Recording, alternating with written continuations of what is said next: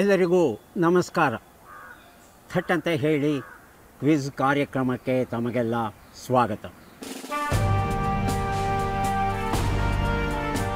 ಭಾರತಾಂಬೆ ಅನೇಕ ವೀರರು, ಸಂತರು, ತೇಜಸ್ವಿಗಳು, ದಾರ್ಶನಿಕರನ್ನು ಪಡೆದ ಪೊರೆದ ಧನ್ಯಮಾತೆ. ಅಂತಹವರಲ್ಲಿ ಅಕ್ಟೋಬರ್ 2ರಂದು ಈ ಮಣ್ಣಲ್ಲಿ ಜನಿಸಿದ ಇಬ್ಬರು ಧೀಮಂತರು ಮೋಹನದಾಸ್ ಕರಮಚಂದ ಗಾಂಧಿ ಹಾಗೂ ಲಾಲ್ ಬಹದ್ದೂರ್ ಶ್ರೀವಾಸ್ತವ. 1869ರಲ್ಲಿ ಗುಜರಾತಿನ ಪೋರಬಂದರ್ನಲ್ಲಿ ಹುಟ್ಟಿದ ಗಾಂಧಿ ಹಾಗೂ 1904ರಲ್ಲಿ ಉತ್ತರ ಪ್ರದೇಶದ ಮುಘಲ್ಸೆ ರಾಯ್ನಲ್ಲಿ ಜನ್ಮ ತಾಳಿದ ಶಾಸ್ತ್ರಿ. ಇಬ್ಬರೂ ಪಾಲಿಸಿದ್ದು ಅಹಿಂಸಾ ತತ್ವವನ್ನು, ನಂಬಿದ್ದು ಸಾಮಾನ್ಯ ಜನರ ಇಚ್ಛಾಶಕ್ತಿಯನ್ನು. ಸ್ವಚ್ಛತೆಗೆ ಒತ್ತು ನೀಡುತ್ತಾ ಹರಿಜನೋದ್ಧಾರ, ಗ್ರಾಮೀಣ ಅಭಿವೃದ್ಧಿಯತ್ತ ಲಕ್ಷ್ಯ ಕೊಟ್ಟ ಮೋಹನದಾಸರು ಮತ್ತು ಜೈ ಜವಾನ್ ಜೈ ಕಿಸಾನ್ ಘೋಷಣೆ ಮೊಳಗಿಸಿ ರೈತರ ಹಿತವೇ ರಾಷ್ಟ್ರಹಿತ ಎಂದು ಸಾರಿದ ಬಹದ್ದೂರರು ದೇಶ ಸೇವೆಗಾಗಿ ಸದಾ ತುಡಿಯುತ್ತಾ ಸಾಮಾನ್ಯರಲ್ಲಿ ಸಾಮಾನ್ಯರಂತೆ ಸರಳವಾಗಿ ಜೀವಿಸಿದ ಕಾಯಕ ಪುರುಷರು. ಹಾಲಿನ ಹೆಚ್ಚಳಕ್ಕೆ ಭಾಷ್ಯ ಬರೆದ ಶ್ವೇತಕ್ರಾಂತಿ, ಧಾನ್ಯಗಳ ಬೆಳೆದು ಆಹಾರ ಭದ್ರತೆಗೆ ಅಡಿಪಾಯವಾದ ಹಸಿರು ಕ್ರಾಂತಿ, ತನ್ನ ಮನೆಯಿಂದಲೇ ಆರಂಭಿಸಿ ಇದೇ ದೇಶವೇ ಆಚರಿಸಲು ಪ್ರೇರೇಪಣೆಯಾದ ವಾರಕ್ಕೊಂದು ಹೊತ್ತು ಉಪವಾಸ ದೀಕ್ಷೆಯ ಶಾಸ್ತ್ರಿ ವ್ರತ, ಲಾಲ್ ಬಹದ್ದೂರರ ಸಮರ್ಪಕ ನಾಯಕತ್ವಕ್ಕೆ ಹಿಡಿದ ಕನ್ನಡಿಗಳಾದರೆ ಚಂಪಾರಣ್, ಖೇಡಾ ಮೊದಲ್ಗೊಂಡು ಸ್ವದೇಶಿ ಅಸಹಕಾರ ಚಳುವಳಿಗಳು, ಉಪ್ಪಿನ ಸತ್ಯಾಗ್ರಹ, ಬ್ರಿಟಿಷರೇ ಭಾರತ ಬಿಟ್ಟು ತೊಲಗಿ ಚಳುವಳಿಯ ಅದೆಷ್ಟೋ ಪರಿಕ್ರಮಗಳು, ಎಂಕೆ ಗಾಂಧಿಯವರ ಸಮರ್ಥ ಮುಖಂಡತ್ವಕ್ಕೆ ಸಾಕ್ಷಿಯಾದ ಗಾಥೆಗಳು.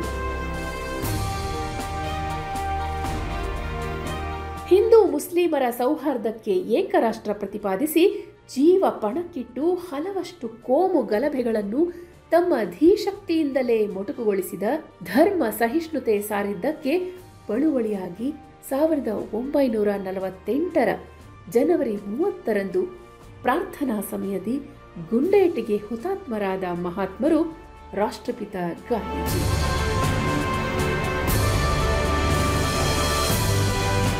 ಅವರ ತತ್ವಗಳನ್ನು ಅನುಸರಿಸುತ್ತಾ ಬಾಳಿ ಅತ್ಯಂತ ಸಂದಿಗ್ಧ ಪರಿಸ್ಥಿತಿಯಲ್ಲಿ ಪ್ರಧಾನಿ ಸ್ಥಾನವನ್ನು ಅಲಂಕರಿಸಿ ದೇಶದ ಚುಕ್ಕಾಣಿ ಹಿಡಿದು 1965ರ ಭಾರತ ಪಾಕಿಸ್ತಾನ ಯುದ್ಧವನ್ನು ತಕ್ಕ ಮಟ್ಟಿಗೆ ಯಶಸ್ವಿಯಾಗಿ ನಿರ್ದೇಶಿಸಿದ, ಶಾಂತಿ ಮಂತ್ರದ ಒಪ್ಪಂದಕ್ಕಾಗಿಯೇ ತಾಷ್ಕೆಂಟ್ಗೆ ತೆರಳಿ 1966ರ ಜನವರಿ 11ರಂದು ಒತ್ತಡಗಳಿಂದ ಎದುರಾದ ಗಂಭೀರ ಹೃದಯಾಘಾತಕ್ಕೆ ತುತ್ತಾದ ಧೀಮಂತರು ನನ್ಹೆ ಎಂದೇ ಆಪ್ತವಾಗಿ ಕರೆಸಿಕೊಳ್ಳುತ್ತಿದ್ದ ಶಾಸ್ತ್ರಿಜಿ.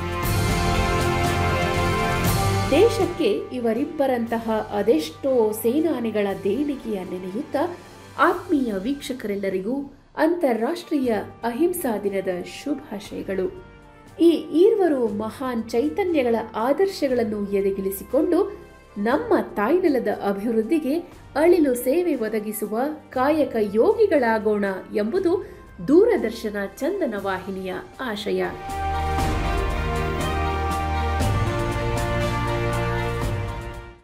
ಬೆಂಗಳೂರು ನಗರದ ಸ್ವಚ್ಛತೆಯನ್ನು ಕಾಪಾಡ್ತಾ ಇರ್ತಕ್ಕಂಥ ಪೌರ ಕಾರ್ಮಿಕರು ಯಾರಿದ್ದಾರೆ, ಅವರ ಜೊತೆ ಮಾತುಕತೆ ಆಡ್ತಾ, ಅವರ ನೋವು ನಲಿವುಗಳನ್ನು ಹಂಚಿಕೊಳ್ತಾ, ಅವರು ಯಾವ ರೀತಿ ಕೆಲಸವನ್ನು ಮಾಡ್ತಾರೆ, ಯಾವ ರೀತಿ ಕಸವನ್ನು ವಿಲೇವಾರಿ ಮಾಡ್ತಾರೆ, ಸ್ವಚ್ಛತೆಯನ್ನು ಕಾಪಾಡ್ತಾರೆ, ನಮ್ಮ ನಗರದ ಶ್ರೇಷ್ಠತೆಯನ್ನು ಕಾಪಾಡೋದಕ್ಕೆ ಅವರು ಹೇಗೆ ಕಾರಣೀಭೂತರಾಗ್ತಾರೆ, ಇವೆಲ್ಲವನ್ನು ತಿಳ್ಕೊಳ್ಳೋಣ ಬನ್ನಿ.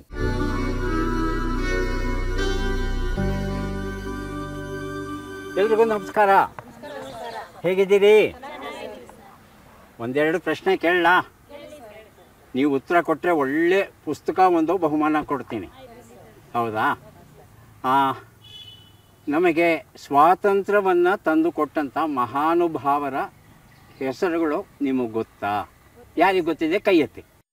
ನನ್ನ ಹೆಸರು ರಾಮಲಕ್ಷ್ಮಿ ಅಂತ. ನಮ್ಮ ದೇಶಕ್ಕೆ ಸ್ವಾತಂತ್ರ್ಯ ತಂದುಕೊಟ್ಟವರು ಮಹಾತ್ಮ ಗಾಂಧಿ, ಜವಾಹರ್ಲಾಲ್ ನೆಹರು, ಡಾಕ್ಟರ್ ಅಂಬೇಡ್ಕರ್ ಅವರು. ಬಹಳ ಒಳ್ಳೆ ಉತ್ತರ ಕೊಟ್ಟಿದ್ದೀರಿ, ಧನ್ಯವಾದಗಳು.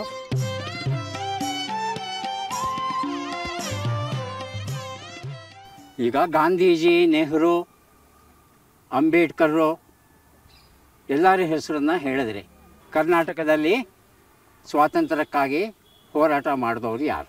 ನನ್ನ ಹೆಸರು ರತ್ನಮ್ಮ, ಚಿತ್ತೂರು ರಾಣಿ ಚೆನ್ನಮ್ಮ, ಒಣಕೆ ಹೋಬಳವ, ಝಾನ್ಸಿ ಲಕ್ಷ್ಮೀಬಾಯಿ. ಅವರು ನಮ್ಮ ಕರ್ನಾಟಕದವರಾ? ಹಾಂ ಸರ್. ಹಾಂ. ಕಿತ್ತೂರು ರಾಣಿ ಚೆನ್ನಮ್ಮ ಮತ್ತು ರಾಯಣ್ಣ ಅವರಿಬ್ಬರು ಬ್ರಿಟಿಷರ ವಿರುದ್ಧ ಹೋರಾಡಿದ್ರು. ಒನಕೆ ಓಬವ್ವ ಹೋರಾಡಿದ್ದು ಹೈದರ್ ಅಲಿ ವಿರುದ್ಧ. ಮತ್ತು ಝಾನ್ಸಿ ರಾಣಿ ಲಕ್ಷ್ಮೀಬಾಯಿ ಅಂದ್ರಲ್ಲ, ಅವರು ಕರ್ನಾಟಕದವರಲ್ಲ, ಆದರೂ ಬ್ರಿಟಿಷರ ವಿರುದ್ಧ ಅವರು ಹೋರಾಡಿದ್ರು. ಚೆನ್ನಾಗಿ ಉತ್ತರ ಕೊಟ್ಟಿದ್ದೀರಿ. ಒಂದು ಪುಸ್ತಕ ಕೊಡ್ತೀನಿ, ದಯವಿಟ್ಟು ತಗೊಳ್ಳಿ.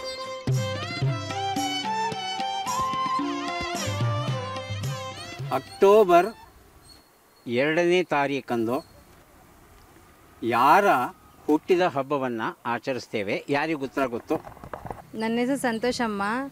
ಅಕ್ಟೋಬರ್ 2ರಂದು 1869ರಲ್ಲಿ ಗಾಂಧೀಜಿಯವ್ರದ್ದು ಹುಟ್ಟಿದ ಹಬ್ಬ ಆಚರಿಸ್ತೀವಿ ನಾವು. ಉತ್ತರ ಸರಿಯಾಗಿದೆ. ಪುಸ್ತಕವನ್ನು ಬಹುಮಾನವಾಗಿ ಕೊಡ್ತೇವೆ. ಹಾಗೆಯೇ ಇನ್ನೂ ಒಂದು ಪ್ರಶ್ನೆ ಕೇಳ್ತೇನೆ. ಅಕ್ಟೋಬರ್ 2ರಂದು ಗಾಂಧೀಜಿಯವರ ಜೊತೆ ಇನ್ನೊಬ್ಬರು ನಮ್ಮ ದೇಶದ ಪ್ರಧಾನಿಗಳಾಗಿದ್ದರು, ಅವರ ಹುಟ್ಟುಹಬ್ಬವನ್ನು ಆಚರಿಸ್ತೇವೆ. ಅವರು ಯಾರು ಅಂತ ಹೇಳಬೇಕು. ನನ್ನ ಹೆಸರು ತ್ರಿವೇಣಿ, ಗಾಂಧಿ ಜೊತೆ ಇರೋರು ಶಾಸ್ತ್ರಿ ಅಂತ. ಕೊಡಿಮ್ಮ. ಗಾಂಧೀಜಿ ಹುಟ್ಟಿದ ಹಬ್ಬ ಮಾಡೋದ್ರ ಜೊತೆಗೆ ಶಾಸ್ತ್ರಿಯವರು ಹುಟ್ಟಿದ ಹಬ್ಬನೂ ಮಾಡ್ತೀವಿ. ಉತ್ತರ ಸರಿಯಾಗಿದೆ. ಪುಸ್ತಕ ಬಹುಮಾನವಾಗಿ ಕೊಡ್ತೇನೆ, ದಯವಿಟ್ಟು ತಗೊಳ್ಳಿ.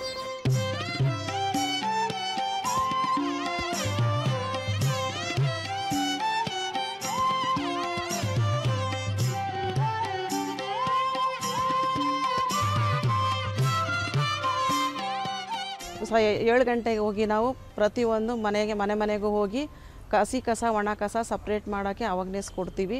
ಅಕಸ್ಮಾತ್ ಯಾರಾದರೂ ಆ ಕಸನ ಆಫೀಸ್ಗೆ ಹೋಗೋ ಟೈಮಲ್ಲಿ ಏನಾದರೂ ಹೊರಗಡೆ ಏನಾದರೂ ಇಟ್ಟು ಬಂದರೆ ಅದನ್ನು ಆಟೋ ಡ್ರೈವರ್ಗಳಿಗೆ ಹೇಳ್ಬಿಟ್ಟು, ಅದು ಆಚೆ ಇಟ್ಬಿಟ್ಟು ಹೋದಾಗ ಆಟೋ ಡ್ರೈವರ್ಗೆ ಹೇಳ್ಬಿಟ್ಟು ಅದನ್ನೆಲ್ಲ ತೊಗೊಳಕ್ಕೆ ಹೇಳ್ತೀವಿ. ಮತ್ತು ನೆಕ್ಸ್ಟ್ ಡೇ ಅವ್ರ ಮನೆಗೆ ಹೋಗ್ಬಿಟ್ಟು ಆ ಥರ ಎಲ್ಲ ಹೊರಗಡೆ ಇಡಬೇಡ್ರಿ, ಮತ್ತು ಅದು ನಾಯಿ ಅದು ಇದೆಲ್ಲ ಕಿತ್ತು ಗಲೀಜು ಮಾಡುತ್ತೆ, ಮತ್ತು ಅದು ಗಲೀಜಾಗಿರುತ್ತೆ, ಏರಿಯಾ ಚೆನ್ನಾಗಿರೋದಿಲ್ಲ. ನೀವಿರೋ ಏರಿಯಾ ಸ್ವಚ್ಛವಾಗಿರಬೇಕು. ಮತ್ತು ಪ್ರತಿ ದಿವಸ ಬೆಳಗ್ಗೆ ಹಸಿ ಕಸ ಒಣ ಕಸ ಆಟೋಗೆ ಹಾಕಬೇಕು, ಮತ್ತು ಅಲ್ಲಿ ಇಲ್ಲಿ ಹಾಕಬಾರ್ದು. ಮತ್ತು ಪ್ರತಿ ದಿವಸ ನೀವು ಆಟೋ ಬಂದಿಲ್ಲ ಅಂದ್ರೂ ಪರವಾಗಿಲ್ಲ, ಒಳಗಡೆ ಇಟ್ಟು ಅದನ್ನು ಸೇಫಾಗಿ ಇಟ್ಕೊಳ್ಬೇಕು. ಇಟ್ಬಿಟ್ಟು ಆಟೋ ಬಂದಾಗೆ ಹಾಕಬೇಕು ಅಂತ ಅವೇರ್ನೆಸ್ ಕೊಡ್ತೀವಿ. ಮತ್ತು ನೆಕ್ಸ್ಟು ನಾಳೆ ಬಂದಾಗ ಕೇಳ್ತೀವಿ ಅದು ಕಸ ತೊಗೊಂಡೋಗಿದ್ದಾರಾ ಇಲ್ಲ ಅಂತ. ತೊಗೊಂಡೋಗಿದ್ದಾರೆ ಅಂದರೆ ಸುಮ್ಮನೆ ಬೇರೆ ಮತ್ತೆ ನೆಕ್ಸ್ಟ್ ಮನೆಗೆ ಹೋಗ್ತೀವಿ. ತೊಗೊಂಡೋಗಿಲ್ಲ ಅಂದರೆ ಮತ್ತೆ ಆಟೋದವ್ರಿಗೆ ಫೋನ್ ಮಾಡಿಬಿಟ್ಟು ಅವ್ರಿಗೆ ಕರೆಸ್ಬಿಟ್ಟು ಈ ಥರ ಕಸ ಜಾಸ್ತಿ ಇದೆ, ನಿನ್ನೆ ತೊಗೊಂಡೋಗಿಲ್ಲ ಇವತ್ತು ತೊಗೊಂಡೋಗಿ ಅಂತ ಅವ್ರಿಗೆ ಅವೇರ್ನೆಸ್ ಕೊಡ್ತೀವಿ. ಮತ್ತು ಆ ಕಸ ಎಲ್ಲ ಮಕ್ಕಳು ಮರಿಯೆಲ್ಲ ಆಚೆ ಕಡೆ ದೂರಾಗಿರೋ ಎಲ್ಲಾದರೂ ಹಾಕಿದ್ರೆ ಅವ್ರಿಗೆ ಅವೇರ್ನೆಸ್ ಕೊಡ್ತೀವಿ. ಮತ್ತು ಎಲ್ಲಾದರೂ ಗುಡ್ಡೆ ತೊಗೊಂಡೋಗಿ ಹಾಕ್ಬಿಡ್ತಾರೆ, ಮನೆಗೆ ಬೆಳಗ್ಗೆ ಹೊತ್ತು ಹೋಗ್ತಾ ಇರ್ತಾರೆ, ಅವ್ರ ಮನೆಗಳಲ್ಲಿ ಜನ ಈಚೆ ಬರೋದಿಲ್ಲ, ಹಂಗಂದ್ಬಿಟ್ಟು ಗಾಡಿಯಲ್ಲಿ ತೊಗೊಂಡೋಗಿ ಒಂದು ಕಡೆ ಹಾಕ್ಬಿಟ್ಟು ಗುಡ್ಡೆ ಮಾಡಿಬಿಡ್ತಾರೆ. ಮತ್ತು ಅವ್ರನ್ನ ಕಂಡುಹಿಡಿದ್ಬಿಟ್ಟು ಅವ್ರಿಗೆ ಅವೇರ್ನೆಸ್ ಕೊಟ್ಬಿಟ್ಟು ಮತ್ತು ಮನೆ ಹತ್ರ ಆಟೋ ಬರೋ ಥರ ಅವ್ರಿಗೆ ಹೇಳ್ತೀವಿ. ಮತ್ತು ಆ ಥರ ಆದಮೇಲೆ ಸರಿ ದಾರಿಯಲ್ಲಿ ಎಲ್ಲಾದರೂ ಗುಡ್ಡೆ ಇರೋದನ್ನ ನೋಡ್ತಾರಲ್ಲ, ಆಗ ಆಟೋದವ್ರಿಗೆ ಹೇಳ್ಬಿಟ್ಟು ಮತ್ತು ಅದನ್ನು ಕ್ಲೀನ್ ಮಾಡಿಸ್ಕೊಡ್ತೀವಿ. ಮತ್ತು ಆ ಥರ ಏನಾದರೂ ಒಂದು ದಿವಸ ಹೇಳ್ತೀವಿ, 2 ದಿವಸ ಹೇಳ್ಬಿಟ್ಟು ಮಾರ್ಷಲ್ಗೆ ಹೇಳ್ತೀವಿ. 3ನೇ ದಿವಸ ಅವ್ರು ಅದೇ ಥರ ಮಾಡ್ತಾಯಿದ್ರೆ ಅವ್ರಿಗೆ ಹೇಳ್ತೀವಿ. ಆಮೇಲೆ ಮಾರ್ಷಲ್ಗೆ ಹೇಳ್ಬಿಟ್ಟು ಫೈನ್ ಹಾಕ್ಸ್ತೀವಿ ಅಂತ ಒಂದು ಸತಿ ವಾರ್ನಿಂಗ್ ಕೊಡ್ತೀವಿ, 2 ಸತಿ ವಾರ್ನಿಂಗ್ ಕೊಡ್ತೀವಿ. ಹಾಗೂ ಅವ್ರು ಮತ್ತೆ ಅದೇ ಕೆಲಸ ಮಾಡಿದ್ರೆ ಮಾರ್ಷಲ್ ಕರ್ಕೊಂಡೋಗಿ ಅವ್ರ ಹತ್ರ ಮಾತಾಡಿಸ್ತೀವಿ. ನಮ್ಮ ಕೈಯಲ್ಲಿ ಆಗಲಿಲ್ಲ ಅಂದರೆ AWSRಗೆ ಹೇಳ್ತೀವಿ, ಮತ್ತು ಹೆಲ್ತ್ ಇನ್ಸ್ಪೆಕ್ಟ್ರ್ ಇರ್ತಾರೆ ಅವ್ರಿಗೆ ಹೇಳ್ತೀವಿ, ಸೂಪರ್ವೈಸರ್ಗೆ ಹೇಳ್ತೀವಿ. ಇವ್ರನ್ನೆಲ್ಲ ಟೀಮಾಗಿ ಕರ್ಕೊಂಡೋಗಿ ಅವ್ರಿಗೆ ಅವೇರ್ನೆಸ್ ಕೊಡ್ತೀವಿ. ಮತ್ತು ನಮ್ಮ ಮಾತು ಕೇಳಿಲ್ಲ ಅಂದರೆ ಅವ್ರ ಕಡೆಯಿಂದ ಅವೇರ್ನೆಸ್ ಕೊಡಿಸ್ತೀವಿ. ಮತ್ತು ಗಿಡ ಪಾಟು ಅದಕ್ಕೆಲ್ಲನೂ ಮನೇಲೇ ನೀವೇ ಗೊಬ್ಬರ ಮಾಡ್ಕೊಳ್ಳಿ. ಹಸಿ ಕಸ ಎಲ್ಲ ನೀವು ಒಂದು ಒಂದು ಡಬ್ಬದಲ್ಲಿ ಇಟ್ಬಿಟ್ಟು ಅದಕ್ಕೆ ಕೋಕೋ ಪೀಟ್ ಎಲ್ಲ ಹಾಕ್ಬಿಟ್ಟು ಮನೇಲೇ ಗೊಬ್ಬರ ಮಾಡೋ ಪ್ರಯತ್ನ ಮಾಡಿ ಅಂತ ಹೇಳ್ಕೊಡ್ತೀವಿ. ಮತ್ತು ಅವರೆಲ್ಲ ಜಾಸ್ತಿ ಪಾಟ್ಸ್ ಎಲ್ಲ ಇದ್ದರೆ ಅವ್ರ ಮನೆಯಲ್ಲಿ ಹಸಿ ಕಸ ಕಮ್ಮಿ ಬರೋ ಥರ ಅವ್ರಿಗೆ ಅವೇರ್ನೆಸ್ ಕೊಟ್ಬಿಟ್ಟು ಆ ಕಸನ ಅವರೇ ಗೊಬ್ಬರ ಕಾಂಪೋಸ್ಟಿಂಗ್ ಮಾಡೋ ಥರ ಅವ್ರಿಗೆ ಅವೇರ್ನೆಸ್ ಕೊಡ್ತೀವಿ. 1 ಸತಿ 2 ಸತಿ ಅವ್ರಿಗೆ ಹೇಳ್ಕೊಡ್ತೀವಿ. ಅವ್ರು ಮತ್ತೆ ಇನ್ನೊಂದು ಸತಿ ನಾವು ಫಾಲೋಅಪ್ ಮಾಡ್ತೀವಿ, ಎಷ್ಟು ಕಸ ಹಸಿ ಕಸ ಇಟ್ಟು ಅವ್ರು ಗೊಬ್ಬರ ಮಾಡಿದಾರಾ ಇಲ್ಲ ಅಂತ. ಅದಕ್ಕೆ ಅವ್ರು ಟ್ರೈನಿಂಗು ಕೊಡ್ತೀವಿ. ಮತ್ತು ಅದೇ ಗೊಬ್ಬರನ ಅವ್ರ ಮನೆಗೆ ಪಾಟ್ಗಳಿಗೆ ಗಿಡಗಳಿಗೆಲ್ಲ ಹಾಕೋಕ್ಕೆ ಇದು ಮಾಡಿಕೊಡ್ತೀವಿ. ಬ್ಯಾಕ್ ಟು ಬ್ಯಾಕ್ ಹೋಗೋದ್ರಿಂದ ಸ್ವಲ್ಪ ಭಯ ಇರುತ್ತೆ. ಹೌದು ಮೇಡಮ್ ಬರ್ತಾ ಇದ್ದಾರೆ, ಮೇಡಮ್ ಮತ್ತೆ ಕಾಲ್ ಮಾಡ್ತಾರೆ ನಮಗೆ, ಒಂದು ದಿವಸ ಕಸ ಹಾಕಿಲ್ಲ ಅಂದರೆ ನೋಡಿ ಈ ಥರ ಬಂದಿಲ್ಲ, ಕಸದವ್ರು ಬಂದಿಲ್ಲ, ಬಂದು ಕಸ ಕ್ಲೀನ್ ಮಾಡಿಸ್ಕೊಡಿ, ಮತ್ತು ಗುಡ್ಸೋರು ಬಂದಿಲ್ಲ, ಗುಡ್ಸೋರು ಕ್ಲೀನ್ ಮಾಡಿ ಕಳಿಸ್ಕೊಡಿ ಅಂತ ಕೇಳ್ತಾರೆ. ನಾವು ಆ ತಕ್ಷಣ ಅವ್ರು ಯಾವಾಗ ನಮಗೆ ಕಂಪ್ಲೇಂಟ್ ಮಾಡ್ತಾರೋ ಆ ಕಂಪ್ಲೇಂಟ್ ಮಾಡಿದ ತಕ್ಷಣ ರೆಸ್ಪಾನ್ಸ್ ಮಾಡ್ತೀವಿ. ರೆಸ್ಪಾನ್ಸ್ ಮಾಡಿಬಿಟ್ಟು ಅವ್ರ ಮನೆ ಹತ್ರ ಹೋಗ್ತೀವಿ, ಮನೆ ಹತ್ರ ಹೋಗಿ ಅದನ್ನೆಲ್ಲ ಕ್ಲೀನ್ ಮಾಡಿಸಿ ಕೊಡ್ತೀವಿ. ಕೆಲವರು ರೆಸ್ಪಾನ್ಸ್ ಮಾಡ್ತಾರೆ, ಕೆಲವರು ರೆಸ್ಪಾನ್ಸ್ ಮಾಡೋದೇ ಇಲ್ಲ. ನಾವು ಇಲ್ಲೇ ಹಾಕ್ತೀವಿ, ಏನು ಮಾಡ್ತೀರಾ ಮಾಡ್ಕೊ ಹೋಗಿ, ನಾವು ಖಾತೆ ಕಟ್ತೀವಿ, ಕಂದಾಯ ಕೊಡ್ತೀವಿ, ನಾವು ದುಡ್ಡು ಕಟ್ತೀವಿ, ನಮ್ದು ಇಷ್ಟ, ನಾವು ಎಲ್ಲಿ ಬೇಕಾದ್ರೆ ಅಲ್ಲಿ ಹಾಕ್ಕೊಳ್ತೀವಿ ಅಂತಾರೆ. ಅಂಥವ್ರಿಗೆಲ್ಲ ನಾವು ಸಮಾಧಾನವಾಗಿ ಅವ್ರಿಗೆ ಅವಾಗ್ನೆಸ್ ಮತ್ತೆ 2-3 ಸತಿ ಕೊಟ್ಟು ಅವ್ರನ್ನ ಇದು ಮಾಡ್ಕೊಂಡು ಹೋಗ್ತೀವಿ. ಸರ್ ತಮ್ಮ ಹೆಸರು? ಸರ್ ರಕ್ಷಿತ್ ಅಂತ. ರಕ್ಷಿತ್, ಏನು ಮಾಡ್ತಾ ಇದ್ದೀರಿ? ಹೆಬ್ಬಾಳ ಡಿವಿಷನಲ್ಲಿ DO ಆಗಿ ವರ್ಕ್ ಮಾಡ್ತಿದ್ದೀವಿ. ತುಂಬ ಸಂತೋಷ. ಈ ಸ್ವಚ್ಛ ಭಾರತ್ ಅಭಿಯಾನ ಅಂತ ಹೇಳ್ತಾರಲ್ಲ, ಅದ್ರ ಬಗ್ಗೆ ಒಂದಷ್ಟು ಮಾಹಿತಿ ಕೊಡ್ತೀರಾ? ಸರ್, ಸ್ವಚ್ಛ ಭಾರತ ಅಭಿಯಾನ ನಮ್ಮ ರಾಷ್ಟ್ರಪಿತ ಮಹಾತ್ಮ ಗಾಂಧಿಯವರ ಬಹುದೊಡ್ಡ ಕನಸಾಗಿತ್ತು. ಈ ಸ್ವಚ್ಛ ಭಾರತ ಅಂದರೆ ಹಳ್ಳಿ ಕಡೆ ಎಲ್ಲ ಈ ಬಯಲು ಮಲ ವಿಸರ್ಜನೆ ಎಲ್ಲ ಮಾಡ್ತಾರಲ್ಲ, ಅದನ್ನೆಲ್ಲ ಸ್ವಲ್ಪ ಕಮ್ಮಿ ಮಾಡಬೇಕು. ಸ್ವಲ್ಪ ಅಲ್ಲ, ಪೂರ್ತಿ ಕಮ್ಮಿ ಮಾಡಬೇಕು. ಸರ್ಕಾರದವ್ರು ಅದಕ್ಕೆ ಅಂತಲೇ ಟಾಯ್ಲೆಟ್ಗಳು ಕಟ್ಕೊಳೋದಕ್ಕೆ ಅನುದಾನಗಳೆಲ್ಲ ಕೊಡ್ತಿದ್ದಾರೆ. ಅದನ್ನೆಲ್ಲ ಯೂಸ್ ಮಾಡಿಕೊಂಡು ಕಾಯಿಲೆ ಹರಡೋದನ್ನು ಕಮ್ಮಿ ಮಾಡಬೇಕು. ಮತ್ತು ನಗರ ಪ್ರದೇಶಗಳಲ್ಲಿ ಕೂಡ ಕಸ ವಿಂಗಡಣೆ ಕರೆಕ್ಟಾಗಿ ಮಾಡಿ, ಎಲ್ಲಂದರೆ ಅಲ್ಲಿ ರಸ್ತೆಗಳಲ್ಲಿ ಬಿಸಾಡೋದು, ಬ್ಲ್ಯಾಕ್ ಸ್ಪಾಟ್ಗಳಲ್ಲಿ ಬಿಸಾಡೋದು ಅದೆಲ್ಲ ಕಮ್ಮಿ ಮಾಡಬೇಕು. ಪೌರ ಕಾರ್ಮಿಕರು ಅದೇ ಇದರಲ್ಲಿ ವರ್ಕ್ ಮಾಡ್ತಿದ್ದಾರೆ. ಹಾಗನ್ಬಿಟ್ಟು ಪೂರ್ತಿ ಅವ್ರ ಮೇಲೇ ಇದು ಮಾಡೋದಲ್ಲ. ಫಸ್ಟು ನಾವು ನಮ್ಮನೆ ಕಸನ ನಾವು ವಿಂಗಡಣೆ ಮಾಡಿ ಹಸಿ ಕಸ, ಒಣ ಕಸ ಬೇರೆ ಬೇರೆ ಮಾಡಿಕೊಡ್ಬೇಕು. ಒಳ್ಳೆ ಮಾಹಿತಿ ಕೊಟ್ಟಿದ್ದೀರಿ. ದೇಶ ಸ್ವಚ್ಛತೆಗೆ ಪೌರ ಕಾರ್ಮಿಕರಷ್ಟೇ ಇಲ್ಲ, ಪ್ರತಿಯೊಬ್ಬ ಭಾರತೀಯ ಪ್ರಜೆನೂ. ತುಂಬ ಸಂತೋಷ, ಒಳ್ಳೆ ಮಾಹಿತಿ ಕೊಟ್ಟಿದ್ದೀರಿ. ಒಂದು ಪುಸ್ತಕ ಬಹುಮಾನ ಕೊಡ್ತೇವೆ ತಮಗೆ. ಗಾಂಧಿಯವರ 2 ಬಿರುದುಗಳು, ನಮ್ಮ ಜನರು ಬಹಳ ಸಂತೋಷದಿಂದ ಕೊಟ್ಟಂಥ 2 ಬಿರುದುಗಳು ಯಾವುದು, ಪ್ರೀತಿಯಿಂದ ಕೊಟ್ಟಂಥ ಆ ಬಿರುದುಗಳ ಬಗ್ಗೆ ತಿಳ್ಕೊಳ್ಳೋಣ. ಸರ್ ತಮ್ಮ ಹೆಸರು? ಸೋಮೇಶ್ವರ್. ಮಹಾತ್ಮ ಗಾಂಧಿ, ಆಮೇಲೆ ರಾಷ್ಟ್ರಪಿತ ಗಾಂಧೀಜಿ ಅಂತ ಪ್ರೀತಿಯಿಂದ ಕರಿತೀವಿ. ಬಹಳ ಸಂತೋಷ. ನಮಸ್ಕಾರ. ನಮಸ್ತೆ ಸರ್. ತಮ್ಮ ಹೆಸರು ಹೇಳಿ? ನನ್ನ ಹೆಸರು ಸೆಲ್ವರಾಣಿ ಅಂತ. ಹಾಂ. 46 ವಾರ್ಡಲ್ಲಿ ಕೆಲಸ ಮಾಡ್ತೇನೆ, ಲಿಂಕರ್ಕರಾಗಿ. ತುಂಬ ಸಂತೋಷ. ಗಾಂಧೀಜಿಯವರ ಮಡದಿಯ ಹೆಸರು ಗೊತ್ತಾ? ಅವರ ಗಾಂಧೀಜಿಯವರ ಹೆಂಡತಿ ಹೆಸರು ಕಸ್ತೂರಿಬಾಯಿ ಅಂತ. ಕಸ್ತೂರಿಬಾಯಿ, ಉತ್ತರ ಸರಿಯಾಗಿದೆ. ನನ್ನ ಹೆಸರು ಶಾಂತ ಅಂದ್ಬಿಟ್ಟು ವಾರ್ಡ್ 46 ಲಿಂಕ್ ವರ್ಕರಾಗಿ ಕೆಲಸ ಮಾಡ್ತಾ ಇದ್ದೀವಿ. ಬಹಳ ಸಂತೋಷ ಶಾಂತ ಅವರೇ. ಗಾಂಧೀಜಿಯವರು ನಮಗೆ ಸ್ವಾತಂತ್ರ್ಯ ತಂದು ಕೊಟ್ಟರು ಅಲ್ವಾ? ಹೇಗೆ ತಂದು ಕೊಟ್ಟರು ಅವರು? ಅಹಿಂಸೆ ಮತ್ತು ಸತ್ಯಾಗ್ರಹದಿಂದ ಸ್ವಾತಂತ್ರ್ಯ ನಮಗೆ ಅಹಿಂಸೆ ಮತ್ತು ಸತ್ಯಾಗ್ರಹದಿಂದ ಇದರ ಮೂಲಕ ಸ್ವಾತಂತ್ರ್ಯವನ್ನು ತಂದುಕೊಟ್ರು. ನಮಸ್ಕಾರ. ನಮಸ್ಕಾರ ಸರ್. ತಮ್ಮ ಹೆಸರು? ದುರ್ಗಮ್ಮ ಅಂತ. ದುರ್ಗಮ್ಮ. ಭಾಳ ಸಂತೋಷ. ಈಗ ವರ್ಷ ಪೂರ್ತಿ ನೀವು ನಗರವನ್ನು ಸ್ವಚ್ಛಗೊಳಿಸಬೇಕು ಅಲ್ವಾ? ಹೌದು. ತುಂಬ ಹಬ್ಬಗಳು ಬರುತ್ತೆ. ಹೌದು ಸರ್, ಬರ್ತದೆ. ಸ್ವಚ್ಛಗೊಳಿಸೋದಕ್ಕೆ ಯಾವ ಹಬ್ಬದ ಸಂದರ್ಭದಲ್ಲಿ ನಿಮಗೆ ತುಂಬ ಕಷ್ಟವಾಗುತ್ತೆ? ದಸರಾದಲ್ಲಿ. ಯಾವ ಹಬ್ಬ? ದಸರಾದಲ್ಲೇ ಐತೆ ಸರ್. ದಸರಾದಲ್ಲಿ. ಯಾಕೆ ದಸರಾದಲ್ಲಿ? ಅಲ್ಲ ಗುಮ್ಮಡಿಕಾಯಿ ಹೊಡೆದಿರ್ತಾರೆ, ಇದು ಬಾಳೆಂದು ಎಲ್ಲ ಗಲೀಜಾಗಿರ್ತದೆ ಸರ್. ಅದು ಸ್ವಲ್ಪ ಗಲೀಜು ಇರ್ತದೆ ಸರ್. ಮಾವಿನ ಸೊಪ್ಪಲ್ಲೇ ಮಾವಿನ ಸೊಪ್ಪೆಲ್ಲ ಗುಮ್ಮಡಿಕಾಯಿ ಜಾಸ್ತಿ ಹೊಡಿತಾರೆ, ಅದೆಲ್ಲ ಎತ್ತಾಕ್ಬೇಕು. ಅದಾದ್ಮೇಲೆ ಯಾವ ಹಬ್ಬ? ದೀಪಾವಳಿ. ದೀಪಾವಳಿ. ಯಾಕೆ ದೀಪಾವಳಿ? ಅದು ಪಟಾಕಿ ಹೊಡಿತಾರಲ್ಲ, ರಸು ಗಲೀಜಾಗ್ಬಿಡ್ತದೆ. ಹಾಂ, ಅದು ಹೊಡಿಬಾರ್ದು. ಇಲ್ಲ, ಪಟಾಕಿನೇ ನೀವು ಹೊಡಿಬಾರ್ದು ಅಂದರೆ ಖುಷಿ ಪಡೋದೇ ಬೇಡ ಅಂತ. ಅಲ್ಲ ಸರ್, ಅದರಿಂದನೇ ಸರ್ ಎಲ್ಲ ನಷ್ಟ ಅಲ್ವಾ? ಹಾಂ, ಎಲ್ಲ ಚಿಕ್ಕದು ಹೊಡಿಸ್ಕೋ ಅಷ್ಟೇ, ಹೊಡಿಬೇಕು. ಸುರ್ಸುರು ಬತ್ತಿ ಅಂಥದ್ದು ಹೊಡಿಬೇಕು ಸರ್. ಅಂದರೆ ಕಾಗದದ ಚೂರು ಬರುವಂಥ ಹೌದು ಸರ್, ತುಂಬ ಗಲೀಜು. ಅದು ಗಾಯನ ಆಗುತ್ತದೆ ಅದರಿಂದ. ದೊಡ್ಡದೆಲ್ಲ ಹೊಡೆದ್ಬಿಟ್ಟು ತುಂಬ ಗಲೀಜು. ಜನ ನೋಡ್ತಾ ಇದ್ದಾರಲ್ಲ ಕಾರ್ಯಕ್ರಮ. ಹೌದೌದು ಅವರು ಅರ್ಥ ಮಾಡ್ಕೊಳ್ತಾರೆ ಅಂತ ಭಾವಿಸೋಣ. ಅವರು ಸ್ವಲ್ಪ ಎತ್ತಾಕ್ಬಿಟ್ಟು ಹೋದ್ರೆ ನಮಗೂ ಸ್ವಲ್ಪ ಈಜಿ ಆಗ್ಬಿಡ್ತದಲ್ವಾ? ಹೌದು ಅಲ್ವಾ? ಎಲ್ಲ ಅಲ್ಲೇ ಇರ್ತದೆ. ಮತ್ತು ನಮ್ಗೆ ಮರ್ನ ದಿವಸ ನಮ್ಗೆ ಕಷ್ಟ ಆಗಿಬಿಡ್ತದೆ. ಹಂಗೆ ಅವರು ಸ್ವಲ್ಪ ಹೆಲ್ಪ್ ಮಾಡ್ತಾರೆ, ನಮಗೂ ಸ್ವಲ್ಪ ಹೆಲ್ಪ್ ಆಗುತ್ತೆ. ಅಮ್ಮ ಅವರೇ ಹೇಳಿ ಸರ್. ಹಬ್ಬದ ಸಂದರ್ಭದಲ್ಲಿ ರಸ್ತೆ ಕ್ಲೀನ್ ಮಾಡೋದು ಸುಲಭನಾ? ಕಷ್ಟ ಸರ್. ಏನೇನು ಕಷ್ಟ? ಇದು ದಸರಾ ಬಂದರೆ ಬಾಳೆಹಣ್ಣು, ಬಾಳೆ ಸಿಪ್ಪೆ ಎಲ್ಲ ಹಾಕ್ಬಿಡ್ತಾರೆ, ಗುಮ್ಮಡಿಕಾಯಿ ಹೊಡಿತಾರೆ. ಅವು ಸ್ವಲ್ಪ ಕಷ್ಟ ಆಗುತ್ತೆ ಸರ್ ನಮಗೆ. ಈಗ ನಮ್ಮ ಜನ ರಸ್ತೆನ ಕ್ಲೀನಾಗಿ ಇಟ್ಕೋಬೇಕಾದ್ರೆ ಏನು ಮಾಡಬೇಕು? ಕ್ಲೀನಾಗೇ ಇಟ್ಕೋಬೇಕು ಸರ್. ಅವು ಸ್ವಲ್ಪ ಇಟ್ಕೋಬೇಕು. ಈಗ ಕಡಲೆಕಾಯಿ ತಿಂತಾರೆ, ಆ ಸಿಪ್ಪೆನ ರಸ್ತೆ ಮೇಲೆ ಹಾಕ್ಬಿಟ್ಟು ಹೋಗ್ತಾರೆ, ಸರಿಯಾದು? ಸರಿ ಇಲ್ಲ ಸರ್. ಮತ್ತು ಏನು ಮಾಡೋಣ ಹೇಳಿ? ಕ್ಲೀನ್ ಮಾಡಬೇಕು. ನಾವು ಕ್ಲೀನ್ ಮಾಡ್ತೀವಿ ಸರ್, ನಾವೇ ಕ್ಲೀನ್ ಮಾಡ್ತಾಯಿದ್ದೀವಿ.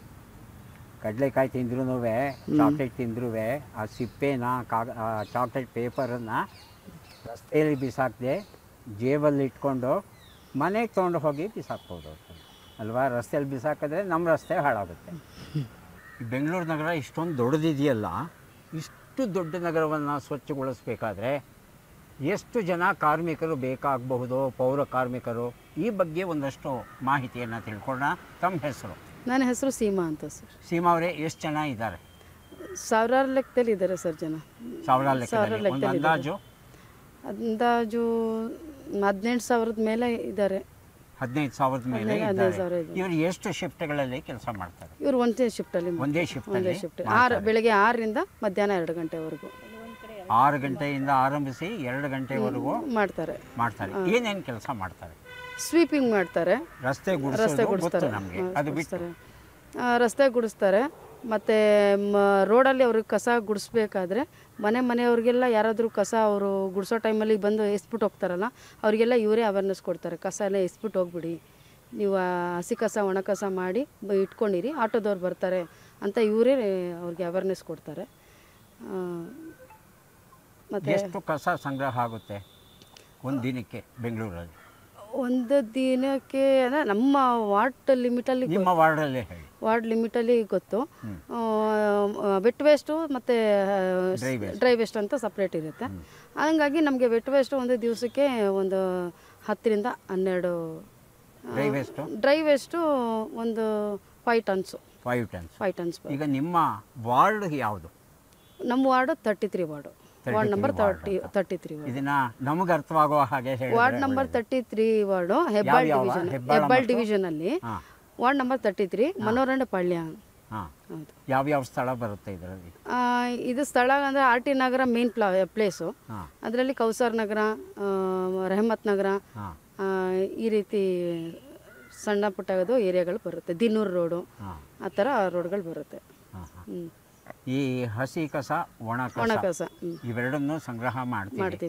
ದಿನಕ್ಕೆ 10 ಟನ್ನು 5 ಟನ್ನು ಅಂತ ಹೇಳಿದ್ರೆ, ಇದನ್ನ ಕಡಿಮೆ ಮಾಡಲಿಕ್ಕೆ ಏನಾದರೂ ಸಲಹೆಗಳನ್ನು ಕೊಡ್ತೀರಾ ನಮ್ಮ ಜನಕ್ಕೆ?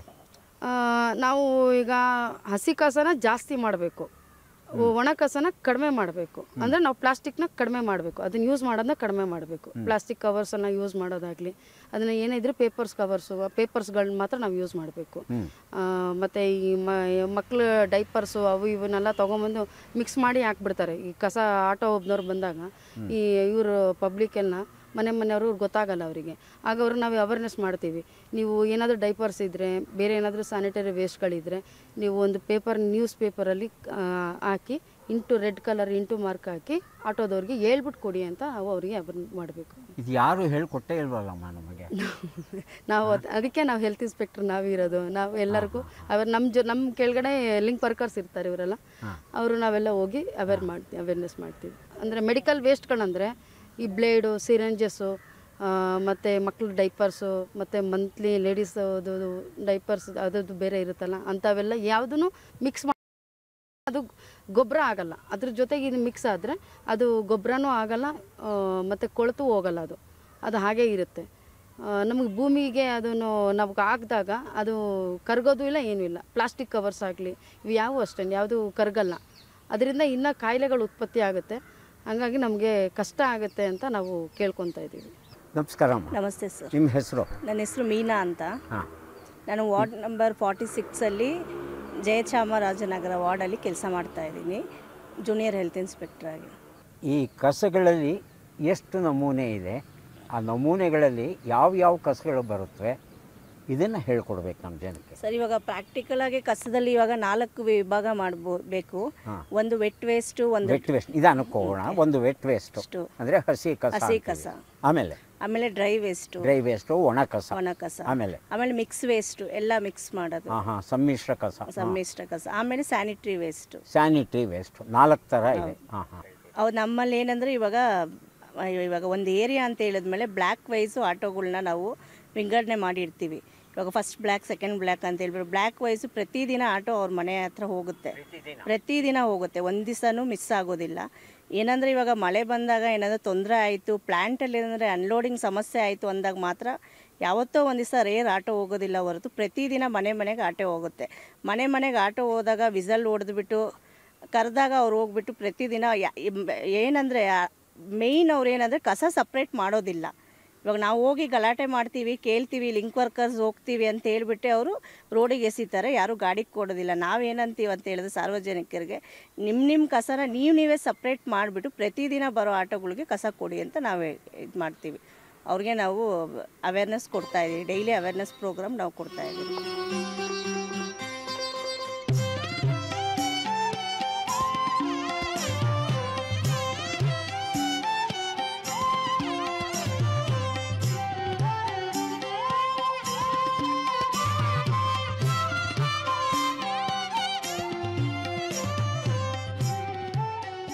ಸ್ವಚ್ಛತಾ ಅಭಿಯಾನವನ್ನು ಏನು ದೇಶಾದ್ಯಂತ ನಾವು ನಡೆಸ್ತಾ ಬಂದಿದ್ದೇವೆ, ಹಾಗೆಯೇ ನಮ್ಮ ಕರ್ನಾಟಕದಲ್ಲಿ ಬೆಂಗಳೂರಲ್ಲೂ ನಾವು ನಡೆಸ್ತಾ ಇದ್ದೇವೆ. ಈ ಒಂದು ಸಂದರ್ಭಕ್ಕಾಗಿ ಪೌರ ಕಾರ್ಮಿಕರನ್ನು ನಾವು ಭೇಟಿಯಾಗಿದ್ವಿ. ಅವ್ರ ಜೊತೆ ಮಾತುಕತೆ ಆಡ್ತಾ ಅನೇಕ ಮಹತ್ತರವಾದ ವಿಚಾರಗಳನ್ನು ತಿಳ್ಕೊಂಡಿದ್ದೇವೆ. ಅದರಲ್ಲಿ ಅವರು ತೋರಿಸಿಕೊಂಡಂಥ ನಮ್ಮ ಜವಾಬ್ದಾರಿ ಬಹಳ ಮುಖ್ಯವಾದದ್ದು. ಕಸವನ್ನು ಮನೆಯಲ್ಲೇ ವಿಂಗಡಿಸಿ ಕೊಟ್ಟರೆ ಅದರ ವಿಲೇವಾರಿ ಬಹಳ ಸರಳವಾಗಿ, ಸರಾಗವಾಗಿ, ಪರಿಪೂರ್ಣವಾಗಿ ಆಗುತ್ತೆ ಅಂತ ಹೇಳಿದರು. ಹಾಗಾಗಿ ಹಸಿ ಕಸ, ಒಣ ಕಸ ಇವೆರಡನ್ನು ಪ್ರತ್ಯೇಕ ಮಾಡಿ ನಾವು ಕೊಡೋದು ತುಂಬ ಒಳ್ಳೆಯದು.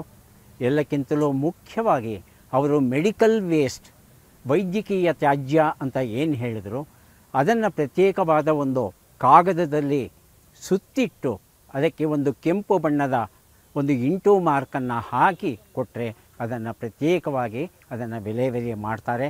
ಈ ಒಂದು ಕೆಲಸವನ್ನು ನಾವೆಲ್ಲ ಮಾಡೋಣ ಅಂತ ತಮ್ಮಲ್ಲಿ ವಿನ್ನವಿಸ್ಕೋತಾ ಇದ್ದೇವೆ. ಮತ್ತೆ ಭೇಟಿಯಾಗೋಣ. ನಮಸ್ಕಾರ.